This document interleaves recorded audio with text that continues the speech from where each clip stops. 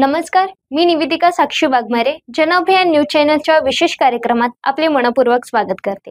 आज आपल्यासोबत आहेत एक अशी व्यक्ती जी शैक्षणिक, सामाजिक, व्यावसायिक आणि राजकीय क्षेत्रामध्ये आपला ठसा उमटलेला आहे। ते म्हणजे माननीय आनंददादा उर्फ पिंटूदादा रामदास वानखडे आपल्यासोबत आहेत। ते जिल्हा महासचिव अकोला, राष्ट्रवादी काँग्रेस पक्ष, शरदचंद्र पवार गट, BSW आणि MSW शिक्षण घेऊन समाजासाठी नार जपणारे, हॉटेल आणि प्रॉपर्टी व्यवसाय सक्रिय असतानाही गौरक्षण रोड येथे नवदुर्ग उत्सव मंडळ व गरबा महोत्सवाचे अध्यक्षपद भूषवणारे, तसेच राष्ट्रवादी चषक स्पर्धा आणि विविध सामाजिक कार्यक्रमाचे यशस्वी आयोजक करणारे आनंददादा आपल्या सोबत आहेत।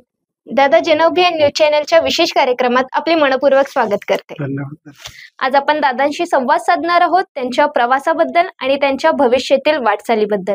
तर सर्वप्रथम दादा, माझा प्रश्न असा आहे की आपला राजकीय प्रवास हा कसा सुरू झाला?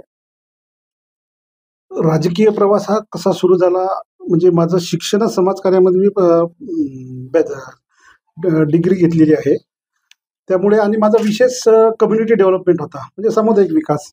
त्यामुळे जसं आम्ही CD मधून आमचं ग्रॅज्युएशन पोस्ट ग्रॅज्युएशन करून आलो आणि सामाजिक धार्मिक जीवनात सामान्य जीवनात वावरत असताना आम्ही जेव्हाही काही सामाजिक कार्यक्रम करायचा म्हटला, धार्मिक कार्यक्रम करायचा म्हटला, तर सहजच कुठल्याही त्या परिसरातल्या शहरातल्या उच्चभ्रू व्यक्ती, म्हणजे मग ती राजकीय असो सामाजिक असो, त्यांच्या संपर्कात आम्हाला यावंच लागत होतं। त्यांच्या संपर्कात आल्यानंतर त्यांचं बोलणं चालणं वागणं आम्हाला अटेंड करणं, आम्ही आमंत्रण दिल्यानंतर आमच्या कार्यक्रमाला येणं आणि त्यांचं समाजातील स्थान हे पाहूनच आम्हाला असं वाटलं की आपण या समाजकारणासोबत धार्मिक करणासोबत आपण राजकारणात सुद्धा सक्रिय झालं पाहिजे आणि राजकारणामध्ये सक्रिय होऊनच आपण गुणाची कामं करू शकू आणि त्यांना न्याय देऊ शकू। खूप छान प्रवास होता दादा आपला राजकीय क्षेत्रापर्यंत येण्याचा। तर माझा पुढील प्रश्न असा आहे, राष्ट्रवादी काँग्रेस पक्षात सामील होण्याचा प्रेरणास्थान नेमकं आपलं कोणतं आहे? सन 2021 साली मी राष्ट्रवादी काँग्रेस पक्षामध्ये प्रवेश केला। त्यावेळेस प्रांताध्यक्ष आदरणीय जयंत पाटील साहेब होते आणि आमचे मोठे भाऊ ज्येष्ठ बंधू श्री राहुल भाऊ डोंगरे जे प्रदेश सरचिटणीस आहेत पक्षामध्ये, त्यांच्या माध्यमातून मी राष्ट्रवादी काँग्रेस पक्षामध्ये प्रवेश केला। आणि राष्ट्रवादी काँग्रेस पक्षाला त्यावेळी अकोला जिल्ह्यामध्ये एक सुशिक्षित मागासवर्गीय चेहऱ्याची गरज होती। ती गरज हेरून त्यांनी माझ्याशी संपर्क साधला आणि माझा पहिला राजकीय प्रवास हा राष्ट्रीय काँग्रेस पक्षातून होता। मग 2021 साली मी राष्ट्रवादी काँग्रेस पक्षामध्ये गेलो, माझं स्वागत झालं त्या ठिकाणी। आणि त्यानंतर अकोला जिल्ह्यामध्ये ग्रामीणचे जिल्हाध्यक्ष आमचे संग्रामभैया गावंडे आहेत, तर त्यांच्या कार्यकारिणीमध्ये म्हणजे त्यांनी मला सामावून घेतलं आणि त्यांनी सांगितलं सामावून घेताना की मी अध्यक्ष आहे, माझ्यापेक्षा महत्वाचं जेही माझ्या कार्यकारिणीत जिल्हा पातळीवर ग्रामीण भागातलं पद असेल ते पद मी देऊन तुम्हाला न्याय देऊ इच्छितो। मग त्यांनी मला जिल्हा महासचिव म्हणून नियुक्ती दिली आणि पक्षामधील सगळे निर्णय घेण्यास सगळ्या पदाधिकाऱ्यांसोबत समन्वय साधून शरदचंद्र पवार साहेबांचे विचार कानाकोपऱ्यात पोहोचवण्यासाठी आणि आपण प्रयत्न केले पाहिजे हे सुद्धा मला आवर्जून त्यांनी सांगितले। तिथे जाण्याचं कारण म्हणजे आता साक्षी शरदचंद्र पवार साहेबांचं या देशातल्या महिलांना आणि युवतींना जे देणं आहे ना, ते देणं या देशात कुणाचंच नाही। म्हणजे खऱ्या अर्थाने स्थानिक स्वराज्य संस्थांमध्ये 50% महिलांना आरक्षण जे दिलं ते पवार साहेबांनी। आणि पवार साहेब ज्या वेळेस देशाचे संरक्षण मंत्री होते त्याच वेळेस महिलांना सैन्यात भरती व्हायची सुद्धा संधी पवार साहेबांनी दिली। असे कित्येक मोठे मोठे निर्णय त्यांच्यात। OBC समाजाकरिता मंडळ आयोगाचे महाराष्ट्रामध्ये ते मुख्यमंत्री असताना त्यांनी सुरुवात केली। म्हणजे ह्या अशा गोष्टी आहेत की खऱ्या अर्थानं सामाजिक जीवन जगणारे शरदचंद्र पवार आहेत, पद्मविभूषण आहेत आज आणि कित्येक वर्षाचा या महाराष्ट्राच्या राजकीय सामाजिक जीवनाचा गोष्टीचा सगळा अनुभव आदरणीय पवार साहेबांना आहे। आणि मला असं वाटलं की आपल्या कार्याला निश्चित ते पाहून घेतील आणि आपल्याला आणखी चांगल्या ठिकाणी संधी देण्याचे ते प्रयत्न करतील। हाच माझा हेतू शरदचंद्र पवार साहेबांकडे जाण्याचा आहे। चषक क्रिकेट स्पर्धेचं आपण आयोजन करतात, त्यामागचं प्रेरणास्थान नेमकं काय? त्या मागचं प्रेरणास्थान म्हणजे राष्ट्रवादी काँग्रेस पक्षाचे संस्थापक अध्यक्ष जे आहेत ते आदरणीय शरदचंद्र पवार साहेब आहेत आणि क्रिकेट आणि शरदचंद्र पवार साहेबांचा खूप जवळचा संबंध आहे। त्या BCCIचे अध्यक्ष ते आणखीही सध्याही जर क्रिकेटची कुठलीही मॅच, ती टेस्ट असो, वन डे असो, 2020 असो, कुठलीही मॅच असली तरी पवार साहेब त्यांच्या बिझी शेड्यूलमधून ती मॅच पाहण्यासाठी वेळ काढतात म्हणजे काढतात। आणि ज्या वेळेस आपल्या या संपूर्ण देशावर कोविडचं दुर्दैवी तो विकार आला होता आणि त्या कोविडने सगळ्या गोष्टी तहस नहस करून टाकल्या, त्याच वेळी आमचे काही जे मित्र आहेत टेनिस बॉलमध्ये ज्यांची प्रॅक्टिस आहे, जो त्यांचा त्या खेळाशी संबंध आहे, या अनेकांनी आम्हाला सांगितलं की कोविडपासून आम्हाला प्रॅक्टिस नाही, आम्हाला ग्राउंड नाही, कुठलीही टुर्नामेंट नाही. म्हणजे अकोला जिल्ह्यातलं टेनिस बॉल क्रिकेट हे जणू हरवते की काय, अशा प्रकारची परिस्थिती आहे. तर या अशा परिस्थितीमध्ये तुम्ही पुढाकार घेऊन आम्हाला म्हणजे टेनिस बॉल क्रिकेटला पुनर्जीवन देण्यासाठी एखादं आयोजन केलं पाहिजे, एखादा चषक घेतला पाहिजे. मग त्याच वेळीच या राष्ट्रवादी चषक म्हणून आदर पवार साहेबांचा सुद्धा तो आवडीचा विषय आहे. मी आमचे जिल्हाध्यक्ष त्यावेळेस आमच्यासोबत आमदार मिटकरी साहेब होते, राहुल भाऊ, तसेच जिल्ह्यातील सगळे सन्मान्य ज्येष्ठ नेते यांच्या कानावर ही गोष्ट सांगितली की मी शरदचंद्र पवार साहेबांच्या नावाने चषक घेऊ इच्छितो. सर्वांनी मला एका शब्दामध्ये होकार दिला आणि तुला कसलीही मदत लागली तर आम्हाला सांग. आणि त्यावेळी मी राज्य पातळीवरचा राष्ट्रवादी चषक गोरक्षण संस्थांच्या मागील ग्राउंडमध्ये आयोजित केला. आणि जेवढेही टीम त्या ठिकाणी आल्या आणि जेवढेही टीम आल्या, बाहेरगावची टीम होत्या, प्रत्येक जिल्ह्यातून टीम आल्या, त्या प्रत्येक जिल्ह्यातल्या टीमने आयोजन आणि नियोजन पाहून आम्हाला शुभेच्छा दिल्या. दादा, तुम्ही हा उपक्रम नेहमीसाठी चालू ठेवा. म्हणजे आमच्यासारख्या खेळाडूंसाठी तुम्ही जो प्लॅटफॉर्म दिला, तुम्ही याची जे ग्राउंड बनवलं, ते ग्राउंड बनवल्यानंतर आमची कुठल्याही प्रकारची व्यवस्था किंवा आम्हाला खेळाच्या ग्राउंडवर कुठली इजा नाही झाली पाहिजे. या छोट्या छोट्या बारकाईंचं जेव्हा तुम्ही नियोजन केलं, तर हे सूक्ष्म नियोजन आम्हाला खूप कमी ठिकाणी पाहायला मिळते. त्यामुळे तुम्ही हा केला पाहिजे आणि आम्हाला आता पुन्हा स्फूर्ती मिळाली.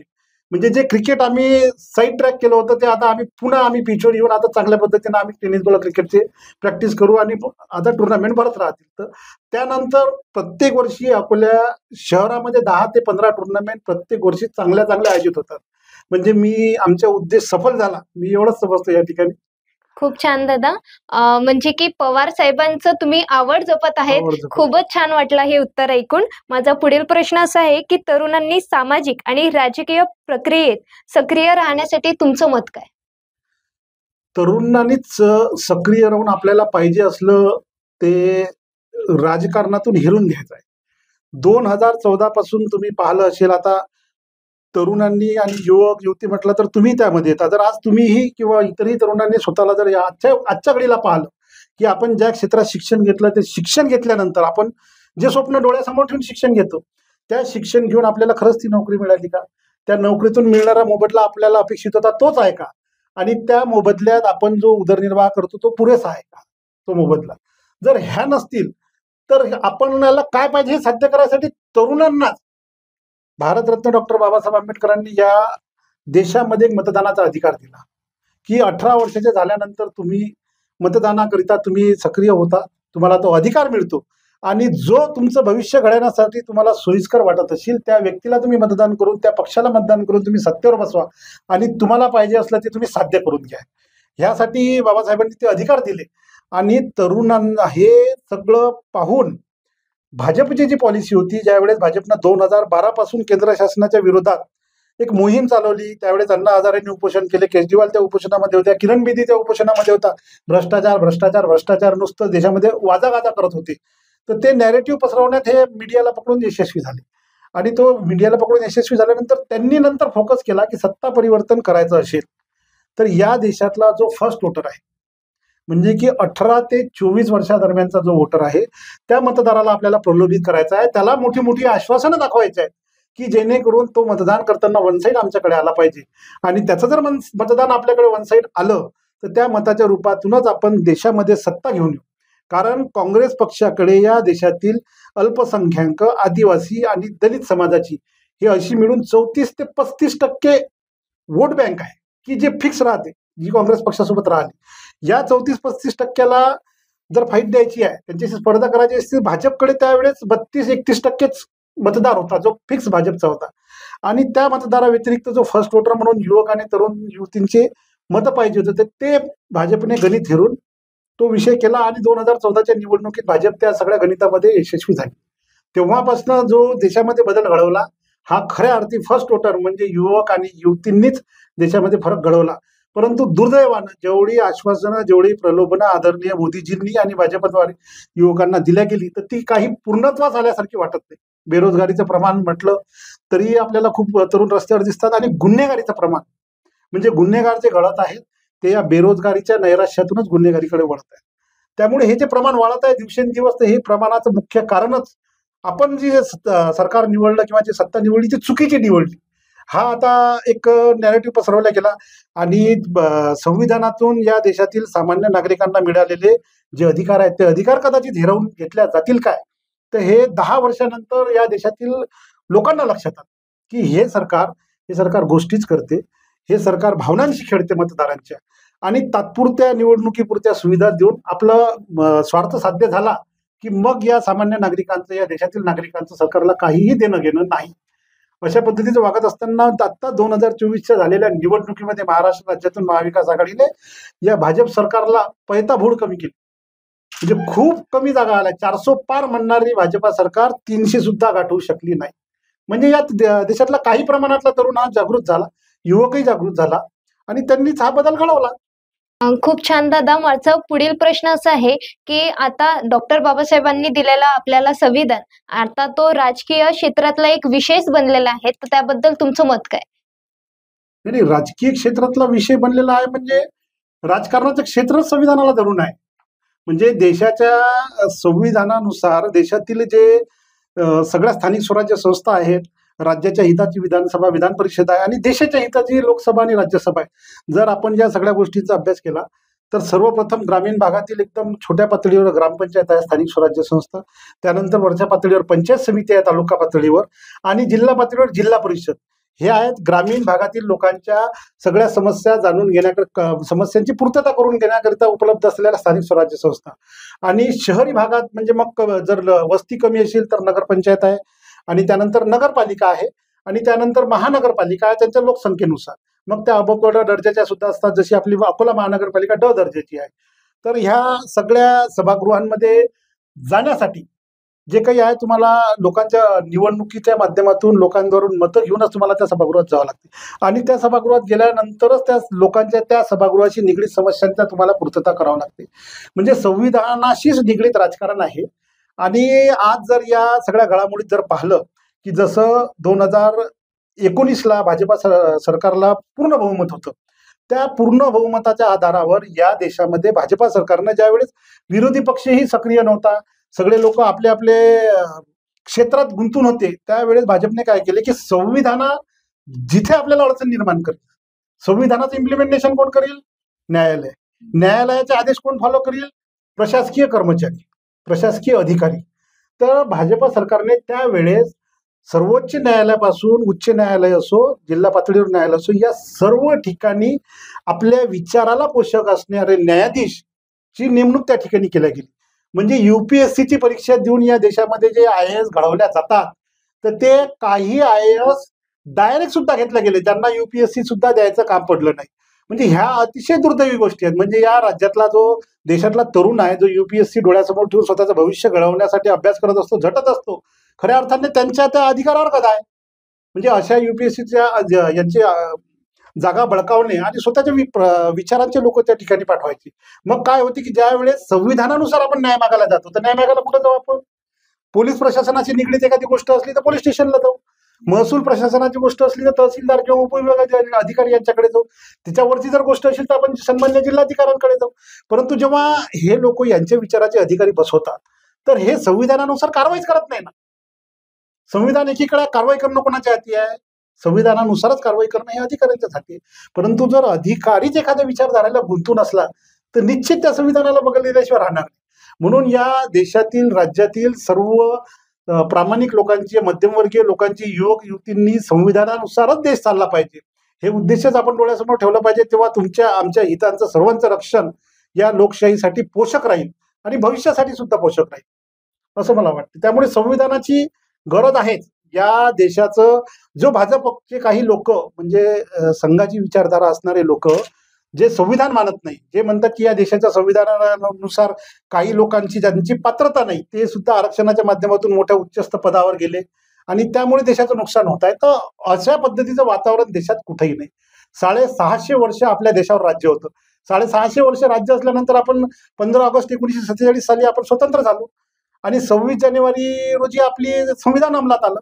तर या जर तुम्ही 75 वर्षाचा कार्यकाळ जर पाहिला, जर आपल्या संविधानामध्ये कसला दोष असता, तर आपण जेव्हा आपल्या देशात सुई बनत नव्हती तेव्हा आपण देश स्वतंत्र झाला आणि आज आपला देश जगात महासत्ता आहे. ही महासत्ता काही या 10 वर्षात नाही झाली. हे 1947 पासून संविधानानुसार जो देश चालला, ज्या गोष्टी घडत आल्या त्या सगळ्या गोष्टींची पूर्तता होत होत आपण कधी महासत्ता झालो हे आपल्याला जेव्हा मोदीजी स्वतःला महासत्ता म्हणून घेतात त्यावेळेस आपल्याला समजलं की ही महासत्ता म्हणजे हे आपल्या देशाची, तुमची, आमची सगळ्यांनी केलेली प्रगती आहे. आणि जे आपण बाहेर जाऊन डंका वाजवतो की आम्ही भारत देश मोठा केला, आमच्या पंतप्रधानांचा मान आहे, मोदीजी बडे आहे, मोदीजींचा डंका आहे, तर मी या देशातील जनतेला हे सांगू शकतो की हा सन्माननीय पंतप्रधान मोदीजींचा डंका नाही आहे, तर हा पंतप्रधान भारत देशाचा हा डंका आहे. म्हणून मोदीजींनी हा डंका स्वतःच्या नावावर घेऊ नये. या ठिकाणी कोणीही पंतप्रधान असले तर निश्चित या यशाचं श्रेय त्यांनाच जाईल आणि एकट्या पंतप्रधानांचं हे काम नाही. जर आतापर्यंत या देशामध्ये जेवढी पंतप्रधान घडून आले त्या सर्वांचा वाटा या सगळ्या महासत्ता बनवण्याकरिता या देशाला तेवढाच आहे. खूप छान दादा. निवडणुकीच्या काळात आपण निवडणुकीच्या काळात एक नियुक्ती महाराज इंदुरीकर यांचं कीर्तन आयोजित केलं होतं. त्यामागची प्रेरणा काय आणि ते आयोजन करावं यासाठी आपल्याला कसं काय आठवलं, म्हणजे करावं म्हणून? आत्ताच आपल्या राज्यामध्ये ऑक्टोबर 2024 साली विधानसभेच्या निवडणुका झाल्या. ह्या निवडणुका जेव्हा झाल्या त्या 6 महिन्या आधी म्हणजे एप्रिल 2024ला देशातील लोकसभेच्या निवडणुका सुद्धा झाल्या. त्यावेळेस अकोल्यामध्ये महाविकास आघाडीचे भारतीय राष्ट्रीय काँग्रेस पक्षाचे उमेदवार होते डॉक्टर अभय पाटील. खूप चांगल्या पद्धतीने महाविकास आघाडीच्या आमच्या सगळ्या पदाधिकाऱ्यांनी त्यांचं काम केलं आणि ज्या उमेदवाराला 2-2 लाख मतांचं अंतर राहायचं ते आमच्या सगळ्यांच्या प्रयत्नाने आणि स्पष्ट चारित्र्याचा उमेदवार असल्या कारणानं ते अंतर आम्ही 40,000पर्यंत आणलं. म्हणजे या ठिकाणी आमचा निसटता पराभव झाला. परंतु हा पराभव नाही तर हा आमच्यासारख्या सामान्य पदाधिकाऱ्यांच्या, कार्यकर्त्यांचा हा विजयच आहे. तर या गोष्टीतून ज्यावेळेस महाविकास आघाडीने विधानसभा निवडणूक लढवण्याची ठरवली तर महाविकास आघाडीमध्ये शिवसेना उद्धव बाळासाहेब ठाकरे आणि भारतीय राष्ट्रीय काँग्रेस पक्ष आणि राष्ट्रवादी काँग्रेस पक्ष शरदचंद्र पवार या तीनही पक्षांच्या युतीमध्ये या जिल्ह्यामध्ये विधानसभा मतदारसंघांची या वाटणी झाली. त्यामध्ये शिवसेना उद्धव बाळासाहेब ठाकरे यांच्याकडे बाळापूर विधानसभा आणि अकोला पूर्व विधानसभा हे 2 मतदारसंघ गेले. भारतीय राष्ट्रीय काँग्रेस पक्षाकडे अकोला पश्चिम आणि अकोट विधानसभा मतदारसंघ केला. त्यामुळे उरलेला मूर्तिजापूर विधानसभा मतदारसंघ हा अनुसूचित जातीकरिता राखीव आहे. तो मतदारसंघ आमच्या पक्षाकडे म्हणजे राष्ट्रवादी काँग्रेस पक्ष शरदचंद्र पवारकडे राहिला आणि तो परंपरागत आमच्याकडेच 20 वर्षापासून आहे. कारण 2004 साली त्या ठिकाणी आमचे दिवंगत नेते स्वर्गीय प्राध्यापक तुकारामजी बिडकर त्या ठिकाणी निवडून आले होते. त्यानंतर आम्हाला त्या ठिकाणी विजय संपादन करता आला नाही, म्हणून तीच जागा आमच्याकडे राहिली. आणि एक अनुसूचित जाती प्रवर्गातूनही मी मोडत असल्यामुळे आणि संघटनात्मक एक जिल्ह्याच्या कार्यकारिणीमध्ये महत्वाच्या पदावर असल्यामुळे सर्व नेत्यांशी चांगले संबंध, जिव्हाळ्याचे संबंध, जे वडीलधारी मंडळी आहे त्यांचे सुद्धा सगळे चांगले संबंध. त्यामुळे बऱ्याच आमच्या मित्रमंडळींनी म्हटलं की तुमच्यासारख्या व्यक्तीने या विधानसभा निवडणुकीमध्ये प्रतिनिधित्व केली पाहिजे आणि तुमच्यासारख्या लोकांनी प्रतिनिधित्व केलं तर निश्चित आमच्या सारख्यांचे प्रश्न योग्यरित्या विधानसभा सभागृहामध्ये तुम्ही मांडू शकाल आणि त्या प्रश्नांना न्याय सुद्धा तुम्ही तुमच्या पदरात पाडून घेऊ शकाल. त्यामुळे तुम्ही उमेदवारी मागितली पाहिजे अशी बरीच मागणी झाली. मी पक्षातही मागणी केली. पक्षात मागणी केल्यानंतर आमच्या सगळ्या सन्मान्य नेत्यांनी, सन्मान्य जिल्हाध्यक्ष यांनी सांगितलं की मतदारसंघामध्ये फिरून लोकांच्या गरजा काय आहेत, लोकांना काय हवं आहे, तिथल्या समस्या काय आहेत प्रामुख्याने, आणि प्रत्येक लोकांपर्यंत आपण पोहोचलो पाहिजे की उद्या भविष्याने आपल्याला उमेदवारी दिली तर कोण आनंद वानखडे, कोण पिंटू वानखडे यांचं शिक्षण काय झालेलं आहे, यांना किती ज्ञान आहे, हे सभागृहात योग्य रीतीने आपल्या बाजू मांडू शकतील की नाही, आपल्या विधानसभा मतदारसंघाचं प्रतिनिधित्व करू शकतील की नाही, यांना बोलता येते की नाही, ऐकता येते की नाही, डोळ्यांना दिसते की नाही, या सगळ्या गोष्टी दिसल्या पाहिजे. त्यावेळेस त्या लोकांच्या मनामध्ये तुम्ही जागा करसाल तर ती जागा मतदानामध्ये रूपांतरित होईल. तर या सगळ्या गोष्टीतून मग मी पक्षाकडे उमेदवारी मागितली आणि पक्षाने सांगितले की तुम्ही मतदारसंघात काम करा. मग लोकांमध्ये ज्या वेळेस मी मूर्तिजापूर तालुक्यामध्ये फिरलो, वारकरी संप्रदाय खूप मोठ्या प्रमाणात आहे, सामान्य लोक आहे, शेतकरी वर्ग आहे, व्यापारी वर्ग सुद्धा आहे. या सगळ्यांशी बोलत असताना मला त्या ठिकाणी उणीव जाणवली की त्या लोकांना माहित होतं की अकोल्यामध्ये इंदुरीकर महाराजांचे कीर्तनाचे कार्यक्रम पिंटू वानखडे यांनी घेतलेले.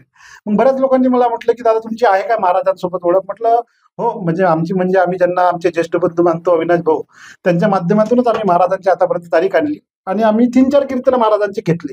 त्यामुळे मला काही ते अवघड जाईल असं वाटत नाही. तर त्या लोकांनी विनंती केली की दादा जर महाराज आमच्या मूर्तिजापुरात आले तर ही आमच्या मूर्तिजापूरकरांसाठी तुमच्या थ्रू पर्वणी राहील. म्हणजे आम्ही महाराजांचं कीर्तन कुठेही असलं तर आम्ही ऐकायला जातो, परंतु महाराजांचे पायच आमच्या मूर्तिजापूरला लागले. मग त्यांची गरज पाहता, त्यांची मागणी पाहता आम्ही सरळ महाराजाकडे गेलो, महाराजाला विनंती केली आणि महाराजांनी आम्हाला आधीही कीर्तन दिल्यामुळे, कार्यक्रम दिल्यामुळे महाराजांना आमचं नियोजन माहित होतं की हे कशा पद्धतीने नियोजन करतात. आणि महाराजांना आम्ही सांगितलं की महाराज त्या ठिकाणी तुम्ही आलेच नाही. अकोला जिल्ह्यातील 3 तालुक्यामध्ये तुमचे कार्यक्रम झाले, मूर्तिजापूर तालुक्यामध्ये आपण अजूनही गेला नाही. महाराजांनी क्षणात या कालावधीमध्ये जिथे जिथे आपण कीर्तनाकरिता तारीख दिल्या असतील तर त्या तारखेंची पाहून घ्या, रजिस्टरला पाहून यांना सांगा की कुठली तारीख त्यामध्ये आहे का खाली, किंवा आपण यांना कुठली तारीख देऊ शकतो मूर्तिजापूरकरिता.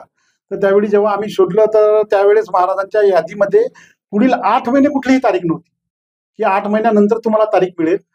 तोपर्यंत आमच्याकडे कुठलीही तारीख नाही. मग परत आम्ही महाराजांकडे गेलो, महाराजांना भेटलो. महाराज, नाही, तुम्हाला तारीख द्यावं लागते आताच. महाराज, आम्हाला सप्टेंबर महिन्यात तारीख द्या. महाराज, आम्हाला चालेल, आणि तुम्ही जर आम्हाला 1 आठवड्याचा जरी वेळ दिला तरी 1 आठवड्यामध्ये आम्ही नियोजन करू आपल्या सुंदरशा कीर्तनाचं. आम्ही ज्यावेळेस आग्रह धरला, अविनाश भाऊही आमच्या सोबत होते, महाराजांना आमचा आग्रह टाळता आला नाही. मग महाराजांनी आम्हाला तारीख दिली, तारीख ठरली. मूर्तिजापूरमध्ये येऊन आम्ही त्या सगळ्या गोष्टींचं नियोजन करायला सुरुवात केलं, आणि खऱ्या अर्थाने तो कार्यक्रम एवढा सुंदर झाला की मूर्तिजापूरकरांच्या इतिहासामध्ये जिल्हा परिषदच्या लाल शाळा ग्राउंडवर स्वखर्चानं आलेले लोक म्हणजे 25,000 लोकांची त्या कार्यक्रमाला उपस्थिती होती. 25,000 लोक शिस्तीत आले, शिस्तीत कार्यक्रम झाला, शिस्तबद्ध अतिशय, आणि प्रत्येक श्रोत्याने महाराजांना बसून ऐकलं. म्हणजे त्या तालुक्यामधला जर उच्चभ्रू एखादा व्यापारी सुद्धा असेल, उच्चभ्रू नेता सुद्धा असेल, तो सुद्धा येऊन खाली चटईवर बसला आणि त्याने ते कीर्तन ऐकलं. आणि सगळ्यांचं समाधान पाहून त्या ठिकाणी मला राजकारणाच्या ठिकाणी, परंतु मला स्वतःला खूप समाधान वाटलं की एवढ्या लोकांचा आपण आज एक आशीर्वाद घेतो या ठिकाणी. महाराज आपल्या माध्यमातून या ठिकाणी आले, आणि तो आशीर्वादच जणू मला त्या निवडणुकीचा उद्देश जरी माझा असला तरी त्या कीर्तनाच्या माध्यमातून मला खूप समाधान मिळालं. खूपच छान वाटलं दादा. कसं एक लेकरू जेव्हा वडिलांकडे हट्ट करत राहतं, तसं जनतेने दादांकडे हट्ट केला आणि दादांनी तो हट्ट जनतेचा पूर्ण केलेला आहे. खूपच छान दादा. आणि दादांनी जसं कीर्तन आयोजित केलं तसंच दरवर्षी दादा नवदुर्गा उत्सव मंडळ आणि गर्भ उत्सव हा उत्सव साजरा करत असतात. तो जिल्हाभरातून खूप मोठा उत्सव असते. तर दादा, हा उत्सव आपण आयोजन करता, तर त्यामागचं प्रेरणास्थान काय? अकोला जिल्ह्यातील धार्मिक क्षेत्रामध्ये सार्वजनिकरित्या संपन्न होणारा सर्वात मोठा सार्वजनिक नवरात्र व गरबा उत्सव म्हणून गौरक्षण रोड येथील श्री नवयोग नवदुर्गा उत्सव मंडळ म्हणजे आमचं मंडळ हे अकोला जिल्ह्यात नावलौकिक आहे, आणि तेवढं श्रद्धेचं ठिकाण सुद्धा आहे. अकोला जिल्ह्यामध्ये गरबा उत्सव खूप ठिकाणी होतात, परंतु आमचा उत्सव हा खऱ्या अर्थाने सार्वजनिक रूपात होतो. यंदाचं वर्ष आमचं 28वं वर्ष आहे, म्हणजे 27 वर्ष आम्ही यशस्वी आयोजनाचे पूर्ण केले.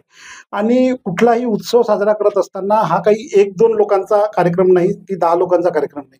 आमच्या VHB कॉलनी, नगर परिषद कर्मचारी कॉलनी, आदर्श कॉलनी, काँग्रेस नगर, मित्रनगर ह्या सगळ्या परिसरातून, गौरक्षण रोड परिसरातून आमचे 200 लोक आमच्या मंडळाचे व्हॉलिंटियर्स आहेत, आणि आमचे 40 ते 50 लोक आमच्या मंडळाचे मार्गदर्शक आहेत.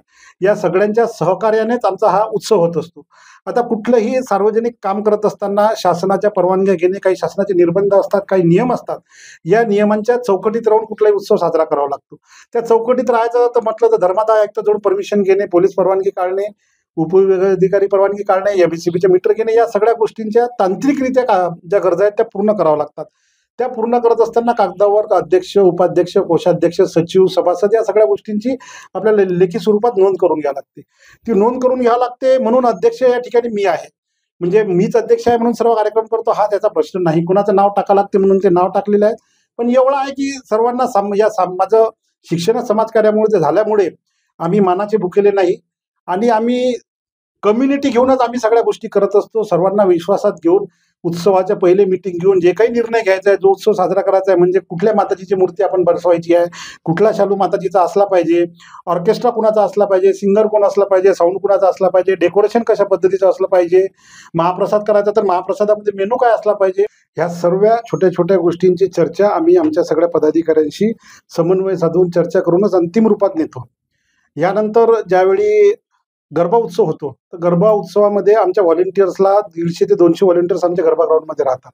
परंतु मुलं आणि मुलींचा सोबत राऊंड चालवत असताना आम्हाला ती खूप कठीण जायचं, दोघांनाही वेगळं वेगळं खेळवणं. कारण तुम्हाला माहिती आहे की सर्वोच्च न्यायालयाच्या निर्बंधामुळे रात्री 10च्या नंतर कुठलाही साऊंड म्हणजे ध्वनी प्रदूषण नको आहे. 10 वाजेपर्यंत जर गरबा चालेल तर 8:30 वाजेपर्यंत गरबा खेळायला कोणी येत नाही. आणि अवघ्या 1.5 तासात जर आपण मुलांना आणि मुलींना वेगळं वेगळं संधी द्यायचे प्रयत्न केले तर ते मुलं सुद्धा व्यवस्थितरित्या खेळू शकत नाही आणि मुली सुद्धा व्यवस्थितरित्या खेळू शकत नाही. त्यामुळे आम्ही याच्यावर एक पर्याय शोधला. आम्ही मुलांचं वेगळं ग्राउंड करतो आणि मुलींचं वेगळं ग्राउंड करतो. तर हे केल्यानंतर आम्हाला एवढा चांगला प्रतिसाद आला की काही पालक जे आहेत, जे आपल्या मुलींना घेऊन, कुणी आपल्या पत्नीला घेऊन, कुटुंबाला घेऊन हे सिरियस असतात की कुठल्याही सार्वजनिक ठिकाणी आपण कुटुंब घेऊन जायचं, तर प्राथमिक त्यांची विचार असते की त्या ठिकाणी सुरक्षितता काय आहे, आपलं पाल्य सुरक्षित राहील ना. तर त्या दृष्टीने जेव्हा ते त्या ठिकाणी येतात, तर त्यावेळेस त्यांना जेव्हा मंडळाचे पदाधिकारी, व्हॉलंटियर्स गळ्यामध्ये आय कार्ड घालून फिरताना दिसतात, कोणाला वायफळ शिट्टी वाजू देत नाही, कोणाला रेकॉर्डिंग करू देत नाही मोबाईलवरही. तर ह्या सगळ्या गोष्टी करत असताना आणि मुलींकरिता एक स्पेशल ग्राउंड की ज्यामध्ये कुठल्याही मुलांचा, युवकांचा सहभागच नाही, फक्त मुलीच मुली आणि खुल्या मनानं आपलं त्या ठिकाणी गरबा खेळा, अशा पद्धतीचं वातावरण होते. आणि आमचा हा उत्सव हा एवढा आपुलकीचा आणि जिव्हाळ्याचा उत्सव आहे की यंदाचा 28 वर्षात या 27 वर्षामध्ये मागील काही काळामध्ये ज्या मुलींचे लग्न होऊन ज्या सासरी गेल्या असतील, तेही नवरात्राच्या गरबा उत्सवामध्ये, नवरात्र उत्सवामध्ये माहेरी 2 दिवसासाठी का होईना, पण निश्चितपणे येतात आणि दरवर्षी आम्हाला नवरात्रात भेटतात. त्यामुळे जेव्हा त्यांच्या पालकांच्या चेहऱ्यावर हसू येते, की "अरे पिंटू", मला पिंटू आवडीने सगळे लोकं म्हणतात. म्हणजे आता ताईने साहेब, दादा, भाऊ हे म्हटलं, ह्या खूप लांबच्या गोष्टी आहेत. जेव्हा कोणी पिंटू म्हणून आवाज देते असं वाटतं नाही आपलं खूप कुणाच्या तरी जवळचा. तर पिंटू या कार्यक्रमामुळे आम्हाला दिवाळी तर लांब असते, पण या नवरात्र उत्सवामध्येच आम्हाला दिवाळीचा आनंद मिळतो. म्हणजे अशा पद्धतीचा आमचा सगळा हा पारिवारिक कार्यक्रम आहे. अकोल्यातील काही उद्योजक आहेत, ज्यांचे बॅनर्स घेऊन, ज्यांचा स्पॉन्सरशिप घेऊन आम्ही त्या ठिकाणी ॲडव्हर्टाइज करतो. सगळं लोक सहभागातून सगळी वर्गणी गोळा करूनच हा उत्सव या ठिकाणी साजरा होतो. आणि अकोलेकरांना नवरात्र उत्सवातून सिने कलाकारांची मेजवानी करून द्यायची पर्वणीच आमच्या मंडळा थ्रू अकोल्यांना माहिती आहे. त्यामुळे आमच्या अविनाश भाऊ देशमुखांच्या माध्यमातून आम्ही अकोलेकरांकरिता निशिगंधा वाडकर, मराठी अभिनेत्री प्रतीक्षा लोणकर, किशोरीताई शहाणे आणि केतकी माटेगावकर, त्यानंतर वर्षा उसगावकर, दीपक बलराज असे कित्येक मराठी सिने अभिनेत्री, अभिनेता आम्ही अकोल्यामध्ये लोकांना गरबा खेळायसाठी बोलावले. तर म्हणून आमचं मंडळ एक सेलिब्रिटीचं मंडळ आहे. या ठिकाणी सेलिब्रिटी येते म्हणून अशा पद्धतीचं आमच्या मंडळाची ओळख अकोल्यामध्ये झालेली आहे. आणि तोच एक नावलौकिकपणा आमच्या मंडळाजवळ आहे. आजही कुणाला जर शालू द्यायचा असेल तर आम्हाला ते 3 महिने आधी सांगतो, "दादा यावर्षी माझा शालू आहे बरं, कुणाला हो म्हणू नका. दादा यावर्षी माझ्याकडून साज राहील बरं, कुणाला हो म्हणू नका." म्हणजे असा सगळा आपुलकीचा उत्सव हा आमचा आहे. वर्षातले हे 15 दिवस आमचे एवढे आनंदाचे जातात सगळ्यांचे. म्हणजे जे कुणी आमच्यातीलच आमचे मित्र, युवक नोकरी निमित्तानं कोणी मुंबई, पुणे, कोणी नागपूर असेल, कोणी कुठेही असेल देशात, तर तो 2 दिवस का होईना नवरात्र उत्सवाच्या निमित्ताने अकोल्यामध्ये परत येतो आणि आमच्या उत्सवामध्ये सहभागी होतो. खूपच छान दादा, आपण गरब्याचं आयोजन करता आणि जिल्ह्यातून हा खूप मोठा गरबा उत्सव असतो. आणि पुढील प्रश्न माझा दादा असा आहे, की एक आयोजक, कार्यकर्ता ते नेतृत्व म्हणून आपण स्वतःला कसं घडवलं? ताई, कार्यकर्ता ते नेतृत्व हा शब्द तुम्ही वापरला. मी नेतृत्वापेक्षा कार्यकर्ता स्वतःला म्हणेल. आणि कुणाच्याही पदाची किंवा सन्मानाची आपण अपेक्षा नाही ठेवली, तर आपण आपल्या क्षेत्रात प्रगती करत जात असताना कधी आपण आपल्या त्या सगळ्या मित्रमंडळीचं प्रतिनिधित्व करतो, म्हणजे नेतृत्व करतो. अशी वेळ जेव्हा येते तेव्हा आपण स्वतःसमोर उभं राहून मागे जेव्हा पाहतो, अरे आपण तर खूप पुढे निघून आलो. म्हणून कार्यकर्ता म्हणूनच राहिलं तर कधी आपण नेतृत्व करायला करू हे आपल्याला माहीत पडत नाही. ते आपण आपल्या कार्यातून सिद्ध होऊन जाते. त्यामुळे जेव्हाही आम्ही माझ्या जीवनात मी काम करत आलो, मी कधीही मानापानाची अपेक्षा केली नाही. लहानासोबत लहान म्हणून, मोठ्यासोबत मोठं म्हणून आणि बरोबरीच्या सोबत जिवलग मित्र म्हणून आमचा सगळा सुखा-दुःखातील सगळा आनंददायी प्रवास राहतो. त्यामुळे कुणाचे जर आपण आयुष्यात मी एका गोष्टीची दखल खूप घेत असतो. माझ्याकडून जर कुणाचं चांगलं नाही झालं तर चालेल, पण माझ्याकडून कुणाचं वाईट होऊ नये. मी या गोष्टीची आयुष्यात खूप काळजी घेत असतो. माझ्या या नियमामुळे मला कोणी तोंडावर चांगलं म्हणो की नाही म्हणो, पण मला माझ्या पाठीमागं वाईट म्हणेल असा एकही व्यक्ती मला आतापर्यंत भेटला नाही. निश्चित चांगला विचार केले तर चांगलेच मित्र जुळत जातात. आणि आज खऱ्या अर्थाने कुठल्याही क्षेत्रात जा, कुठल्याही रस्त्याने जा, कुठल्याही एरियात जा, कुठेही आपल्या ओळखीचे 4 मित्र आपल्याला मिळतात. कुणीही प्रेमाने दिसल्याबरोबर पिंटू भाऊ आवाज देऊन जवळ येतो, "दादा चहा घेऊ, दादा नाश्ता करू." हे जेव्हा आपल्याला मित्रमंडळी भेटते, तर माझ्या घरची पत्नी असो, मुलगी असो, हे सोबत असले म्हणजे माझ्या कंटाळतात, की यांच्यासोबत जाणं म्हणजे 10 मिनिटासाठी जाण्याचा 1 तास लागते. म्हणजे अशा प्रकारचा सगळा मित्र परिवारातील गोतावळा निर्माण झालेला आहे. खूपच छान दादा, आणि माझा पुढील प्रश्न असा आहे, की आगामी काळात आपला निवडणूक लढण्याचा विचार आहे का? साक्षीताई, सामाजिक जीवनात काम करत असताना नवयुग नवदुर्गा उत्सव मंडळाचं अध्यक्षपद माझ्याकडे आहे. सामाजिक सोबतच राजकीयही जीवनात मी जेव्हा काम करतो त्यावेळेस मी मूर्तिजापूर विधानसभेची उमेदवारी मागितली. आणि राजकारणात आपल्याला स्थायी होण्यासाठी कुठल्याही संवैधानिक सभागृहाचं सदस्यत्व होणं हे गरजेचं असते. म्हणजे ते खऱ्या अर्थानं राजकारणाचं रजिस्ट्रेशन आहे असं मी मानतो. म्हणून निवडणूक लढल्याशिवाय या परिस्थितीला तोंड दिल्या जाणार नाही. कारण ही जी परिस्थिती आहे की आपण आपल्या राज्याचं वातावरण पाहू. देशात या महाराष्ट्र राज्याची सत्ता मिळवण्याकरिता भाजपद्वारे जी कूटनीती केल्या गेली ती आपण सगळ्यांनी पाहिली. ज्यावेळेस महाविकास आघाडीचं सरकार होतं त्यावेळेस शिवसेना पक्ष फोडून म्हणजे एकनाथ शिंदेंना ईडीद्वारे काही धमक्या देऊन त्यांच्या जवळच्या आमदारांना धमक्या देऊन आधी त्यांना त्रासल्या गेलो, समन्स पाठवून विचारणा करून मग त्यांची मानसिकता केल्या गेली की तुम्ही उद्धव ठाकरेंना सोडून द्या, आम्ही सांगतो अशा अशा पद्धतीनं वागा, अशा अशा पद्धतीने वागून आम्ही तुम्हाला सत्तेत सुद्धा सहभागी करतो आणि तुमच्या सगळ्या कारवाया, तुमच्या सगळ्या इन्क्वायऱ्या असतात सगळ्या थांबवतो आणि तुम्हाला पूर्ण 2.5 वर्ष तुम्हाला सत्तेत ठेवतो. तुमच्यावर म्हणजे विधानसभेच्या अध्यक्षही कुठली कारवाई करतील नाही, न्यायालय सुद्धा कुठली कारवाई करणार नाही आणि निवडणूक आयोग सुद्धा कुठलीही कारवाई करणार नाही याची ग्वाही देतो. जणू असंच काहीतरी घडलं असेल आणि त्याची परिस्थिती आमच्यासारख्या सामान्य पदाधिकाऱ्यांना राज्यामध्ये आली की पक्ष फोडले. संवैधानिक रूपानं म्हणजे ज्यांचा पक्ष आहे, जे संस्थापक अध्यक्ष आहे त्यांचा पक्ष काढून, त्यांचं चिन्ह काढून सन्माननीय उपमुख्यमंत्री एकनाथ शिंदे साहेबांच्या पक्षाला देण्यात आलं. हे जर कुठल्याही विधी तज्ञाला विचारलं तर हे संविधानाच्या चौकटीतच बसत नाही आणि विधानसभेच्या अध्यक्षांच्याही चौकटीत बसत नाही. परंतु शिवसेना पक्षासोबत सुद्धा हेच झालं आणि राष्ट्रवादी काँग्रेस पक्षासोबत सुद्धा हेच झालं. म्हणजे अजितदादा पवार आणि काही आमचे विधानसभा सदस्य यांना हेरून यांच्याजवळूनही राष्ट्रवादी पक्ष वेगळा केला गेला आणि हे तर पवार साहेब हयात असताना होतात. म्हणजे शिवसेनेचे संस्थापक अध्यक्ष हिंदू हृदय सम्राट बाळासाहेब ठाकरे नसताना उद्धव साहेबांना हा आघात झाला. परंतु राष्ट्रवादी काँग्रेस पक्षाचा शरदचंद्र पवार साहेब संस्थापक अध्यक्ष हयात असताना त्यांच्यावर आघात केला. तर हे आघात आधी या सगळ्यांच्या चौकशा करणे, या चौकशा करून यांना आरोपी करणे, यांना समन्स पाठवणे, यांना त्रास देणे, मानसिक त्रास दिल्यानंतर आपला व्यक्ती पाठवून त्यांना त्या ठिकाणी थांबवणे. म्हणजे हे जे सगळे पक्ष फोडले गेले आणि या सगळ्यांना जे सोबत घेतलं गेलं याचं खरं कारण असं आहे की 10 वर्षाच्या सत्तेच्या काळामध्ये भाजपला हे कळून चुकलं 2024च्या लोकसभा निवडणुकीमध्ये की आपण लोकांना काही देऊ शकलो नाही. आपण जो या देशाला विकास म्हणून दाखवू राहिलो की डेव्हलपमेंट झालं, खऱ्या अर्थाने हा भारत देश तो आहे की स्वातंत्र्यानंतरच्या काळामध्ये या देशात सर्वात मोठा सण जो साजरा होतो, जो उत्सव साजरा होतो तो म्हणजे दिवाळी. दिवाळी हा उत्सव या देशातील नागरिक केव्हा साजरा करतात तर जो शासकीय कर्मचारी असेल, खाजगी कर्मचारी असेल तर त्याला बोनस स्वरूपात पगार मिळत होता. म्हणजे 12 महिन्याचा पगार हा वेगळा, दिवाळी आली म्हणून त्याला 13व्या महिन्याचा पगार हा बोनस दिला जात होता दिवाळी साजरा करण्याकरिता.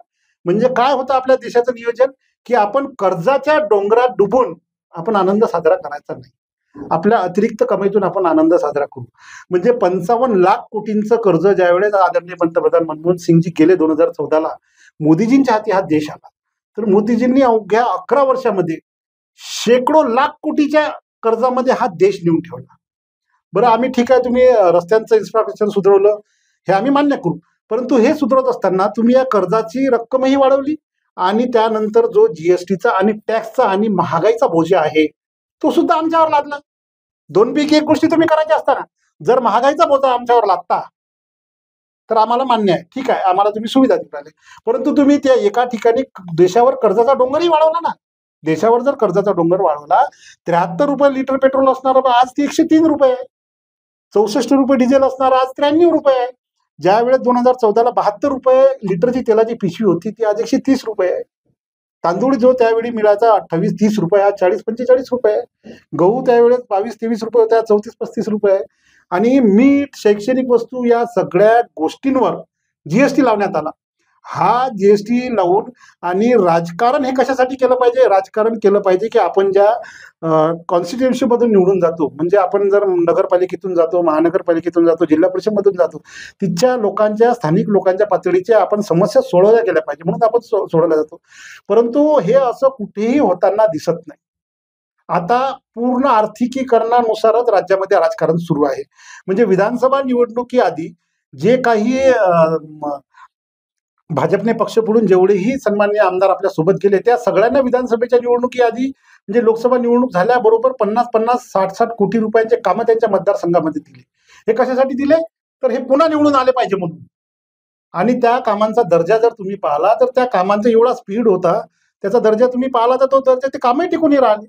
आणि ते कामही टिकूनही राहिले. त्यावेळेस नुसतं लोकांना आम्ही विकास करून राहिलो दाखवणं, निविदा काढणं, टेंडर काढणं, कंत्राटदारांनी कंत्राट सुरू करणं. तुम्ही जर पाहिलं असेल तर मार्च महिन्याच्या काळामध्ये या अकोला जिल्ह्यातीलच उदाहरण देतो की अकोला जिल्ह्यामध्ये सार्वजनिक बांधकाम विभागातील कंत्राटदारांना उपोषणावर बसण्याची वेळ आली. त्यांनी बंद केला, उपोषणाला बसले, कारण त्यांचे देयक थकले.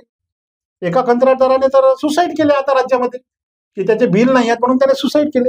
ह्या जेव्हा गोष्टी घडतात ना, नुसतं सत्ता आमच्याकडे असलं पाहिजे हे केंद्रित करून जेव्हा या राज्यामध्ये सगळं गढूळ वातावरण केलं झालं, तर निश्चित आमच्यासारख्या युवकांनी या राजकारणात उडी घेतलीच पाहिजे. हा आता आमचा ठाम निर्णय झाला. म्हणून निवडणूक आम्ही लढवूच आणि या या राज्य शासन असो किंवा केंद्र शासन असो, यांचा चांगला निर्णय असेल तर त्याचं कौतुकही करू. आणि जर आम्हाला गृहीत धरून जर आमच्यावर अधिकार लादत असतील, आमचे अधिकार हेरून घेत असतील, तर त्याचा विरोधही आम्ही प्रकर्षाने करू. याकरिता आम्हाला निवडणूक लढणे हे गरजेचं झालेलं आहे. खूप छान दादा. पुढे तुम्ही निवडणूक लढा. हा आमच्याकडून खूप खूप शुभेच्छा आहेत तुम्हाला. आणि शेवटचा प्रश्न दादा माझा, की जनतेला तुम्ही आपल्या संदर्भातून काय संदेश द्या? जनतेला संदेश काय द्यायचा? खऱ्या अर्थाने आपण एक स्वातंत्र्य देशातील आपण एक नागरिक आहोत आणि संविधानाने तुम्हाला आम्हाला सगळ्यांना सारखे अधिकार दिलेले आहेत. तर हे अधिकारांना कुणी गृहीत धरू नये आणि तुमच्या सगळ्या गोष्टींचं योग्यरीतीने काटकसरीने पालन केलं गेलं पाहिजे. हे अधिकार आपण आपल्या बाधित ठेवले पाहिजे. आपण जर कोणी सांगेल त्यांच्या विचारसरणीला जर प्रेरित होऊन किंवा सरेंडर होऊन जर आपण गेलो तर आपल्या विचारांना, आपल्या कार्याला कसल्याही प्रकारची किंमत राहणार. म्हणजे आताच मी तुम्हाला सांगतो की बबनराव लोणीकरांसारखे आमदार म्हणतात की शेतकऱ्यांना एकेरी भाषेत शिवीगाळ करतात. तुम्हाला आम्ही देतो, आमचे मोदीजी देतात, तुम्हाला जे काही पैसे आहेत ते आमचे मोदीजी देतात, अशा एकेरी भाषेत जेव्हा बोलतात तर लोणीकर सारख्या लोकांना हे समजायला पाहिजे की तुम्ही काही तुमच्या खिशातून हे कोणी देऊन राहिले आणि कोणी कायमस्वरूपी राजकारणात सदैव सत्तेतच राहील हे सुद्धा गृहीत धरू नये. हा भारत देश आहे. या भारत देशाने खूप चढ उतार जळणघडण पाहिलेला आहे. त्यामुळे हा भारत देश आणि या देशातील नागरिक यांनी आपल्या अधिकारांचं जर रक्षण करायचं असेल तर आपण स्वावलंबी झालो पाहिजे. स्वावलंबी नुसतं आपलं वैचारिक सुद्धा आपण स्वावलंबी होणे गरजेचे आहे. तुमच्या आमच्या गरजांची खऱ्या अर्थाने पूर्तता होते काय, की नुसतंच आपल्याला प्रलोभनं दिल्या जातात, नुसतंच आपल्याला आश्वासने दिल्या जाते, नुसतंच आपल्याला सोशल मीडियाच्या माध्यमातून आपल्या चेहऱ्यासमोर डोळ्यासमोर मोठमोठे किल्ले बांधले जातात आणि इम्प्लिमेंटेशन त्याचं काहीच होत नाही. म्हणजे आपल्या देशाचं आराध्य दैवत असलेल्या छत्रपती शिवाजी महाराजांचं स्मारक अजून झालं नाही आणि यांचे आश्वासनच असतात कित्येक. म्हणजे ह्या सगळ्या दुर्दैवी गोष्टी आहेत महाराष्ट्र राज्यासाठी. आणि शेतकरी आजही आत्महत्या करतात. आजही शेतकऱ्यांच्या हिताचं यांना काहीच नाही जळलं. निवडणुका जिंकायच्या असल्या की त्या कशा पद्धतीने जिंकायच्या म्हणून तात्पुरतं समाधान करायसाठी लाडकी बहीण योजना, अन्नधान्य योजना ह्या तात्पुरत्या योजना काढतात आणि देशाच्या, राज्याच्या, आपल्या आर्थिकीकरण सगळं वाटोळं करून टाकतात. हे मी नाही म्हणत. ज्या वेळेस निवडणूक जिंकायसाठी लोकसभेमध्ये महाराष्ट्र राज्य जनतेने आपल्याला नाकारलं, हे भाजप शासित राज्यांना लक्षात आलं, राज्यकर्त्यांना, त्यावेळेस विधानसभेची निवडणूक लढायसाठी यांनी ह्या जे सगळ्या गोष्टी केल्या, या गोष्टींची भरपाई अजून सुद्धा होत नाही आहे. म्हणजे आज 10 महिने सत्तेत बसून झाले, अजूनही राज्याच्या आर्थिक तिजोरीचा बोजा काही कमी होत नाही. म्हणजे लाडकी बहीण असो किंवा इतरही काही गोष्टी असो, म्हणजे काही काही विभागांचे तर निधी बंद करून यांनी आर्थिक लाडकी बहीण चालवत आहेत. त्याचाही मला वाटतं हप्ता रेग्युलर देतात की नाही देत, का बंद पडते योजना, ह्या सुद्धा गोष्टी आहेत. त्यामुळे असे प्रलोभन दाखवून जेव्हा तुम्हाला सत्ता मिळवावी लागते, म्हणून या राज्याचा किंवा या राज्यकर्त्यांचा हा खरा हेतू फक्त सत्ता मिळवणे आहे. त्यासाठी काही पण या प्रलोभनाला तुम्ही बळी पडू नका. खऱ्या अर्थाने आपल्या गरजा काय, आपल्याला काय पाहिजे, आपल्या पाल्यांना काय पाहिजे, आपल्या पाल्यांना उच्च दर्जाचं शिक्षण पाहिजे, आपल्या कुटुंबाला उच्च दर्जाचा आरोग्यविषयक काळजी घेणारा आपल्याला दवाखाना पाहिजे. ह्या सगळ्या गोष्टी आपल्या प्रमुख गरजा आहेत. ह्या गोष्टींची आपण पूर्तता करून घेतली पाहिजे. हेच माझं या सगळ्या जनतेला आव्हान आहे. धन्यवाद दादा. म्हणजे दादांशी संवाद साधल्यावर असं घडलं की दादांचा हा प्रवास नेत्याचा नाही तर एक सामान्य नागरिकांशी जोडलेल्या आशेचा धागा आहे. दादा, तुम्ही आमच्यासोबत संवाद साधला त्याबद्दल जनअभियान न्यूज चॅनल तर्फे आपले खूप खूप आभार मानते आणि आपल्या भावी आयुष्यासाठी खूप खूप शुभेच्छा देते. पुन्हा भेटूया. पाहत रहा जनअभियान. धन्यवाद ताई, मला या ठिकाणी बोलावलं. आणि नेता हा शब्द वापरूच नका, मला कार्यकर्ताच राहायचा आहे. कार्यकर्ताच राहून लोकांचे मन जिंकायचे आहेत. आपण त्याच्यातच आनंदी आहोत. खूप छान दादा, धन्यवाद.